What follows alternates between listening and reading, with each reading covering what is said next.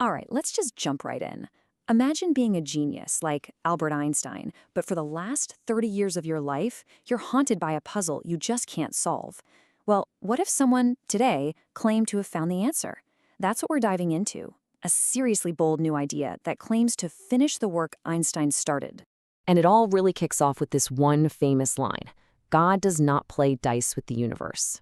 I mean, think about that. Einstein, the guy who helped create quantum mechanics, ended up being its biggest doubter. He just couldn't stomach its weirdness. This one quote, it's everything. It's his whole struggle in a nutshell, his gut feeling that the universe has to be orderly and predictable, even when quantum physics was telling him, nope, it's all about chance. Okay, so before we can even talk about a new solution, we have to really get a feel for the problem itself. I mean, we need to understand what Einstein was up against, right? Why did the man who literally redefined space and time get so stuck on the quantum world? And here's the really wild part. The irony is just incredible. Einstein's work on something called the photoelectric effect is what won him the Nobel Prize. That work was a cornerstone of quantum theory. So he helped build the house, but as other physicists started decorating, he got more and more uncomfortable. He basically thought everyone was taking a massive wrong turn, throwing out the very rulebook of reality that he believed in. Now, this wasn't just some vague gut feeling for Einstein. Oh no, he had very specific, very big problems with it. He pointed to 3 core issues in quantum mechanics that, for him, were total deal breakers. Let's dig into what they were. And this slide just lays it all out perfectly. You've got this massive clash of worldviews. On one side, you have Einstein's world, a clockwork universe. Everything has a cause, effects are predictable, and a tree falling in the forest makes a sound whether you're there to hear it or not. Simple. But then, on the other side, you have the quantum world, where everything's based on probability. Particles can be spookily connected across the universe, and just looking at something can change what it's doing. It's like they're describing 2 completely different realities. So let's get specific. Objection number 1, pure dumb luck. Einstein just hated the idea that the universe at its core is random. He just couldn't buy it. Number 2 was what he called spooky action at a distance. You know, the idea that you can have 2 particles linked and what you do to one over here instantly affects the other one, even if it's on the other side of the galaxy. It creeped him out.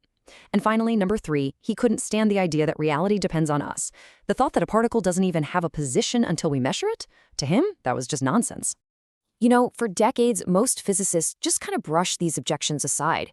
They saw it as an old genius who just couldn't keep up with the times. But what if he wasn't wrong? What if he was onto something? This brings us to a brand new idea, a hypothesis from a physicist named Obidi.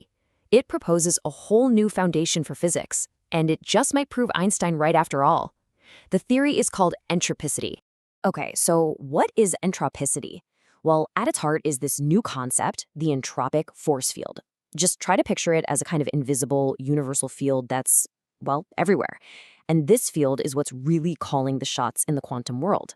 So instead of things happening randomly, this theory says every single quantum event is actually guided by the rules of this field. It's like there's a hidden layer of order underneath all the chaos. And this is where things get really different. You know how in regular quantum mechanics, they say when you measure a particle, its cloud of possibilities instantly collapses into one single reality? Poof, it's just there. While this new theory says, hold on a second, it's not instant. Instead, when you make a measurement, it kicks off a process.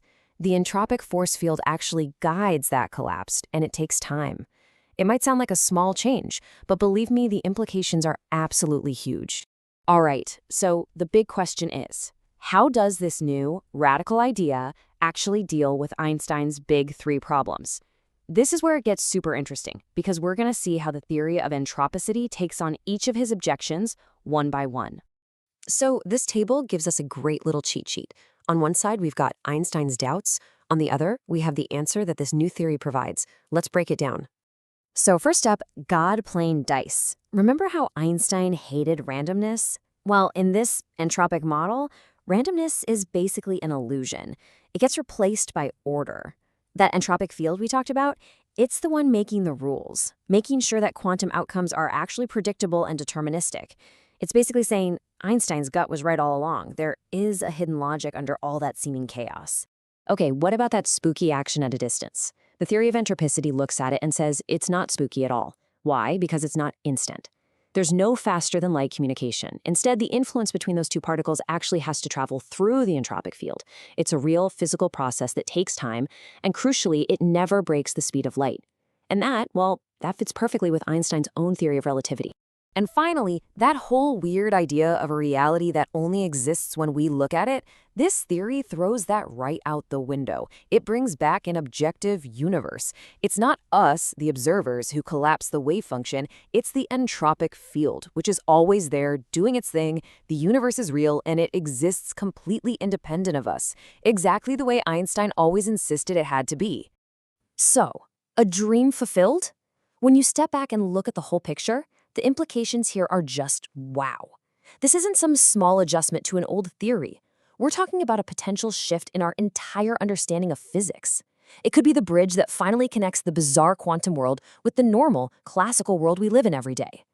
So let's just recap the key takeaways here. 1. We get a deterministic foundation for quantum mechanics, no more dice throwing. 2. We get a structured cause and effect that plays nicely with relativity, no more spooky faster-than-light action. And 3, we get back an objective reality that doesn't need us to exist. When you list it all out like that, it sounds almost exactly like the theory Einstein was looking for his entire life. And the claim, which comes directly from the source material for this theory, is about as bold as you can get. The idea is that this framework doesn't just vindicate Einstein's doubts, it might actually be the thing that could have helped to fulfill Einstein's final dreams for theoretical physics. That's a huge statement. And that just leaves us with this one final, really mind-bending question. Could the answer have been hiding in plain sight this whole time? Is it possible that entropy, something we always think of as chaos and disorder, is actually the secret, hidden variable that provides the underlying order to the universe, the very thing Einstein spent decades searching for? It's a wild thought, and the debate is really only just getting started.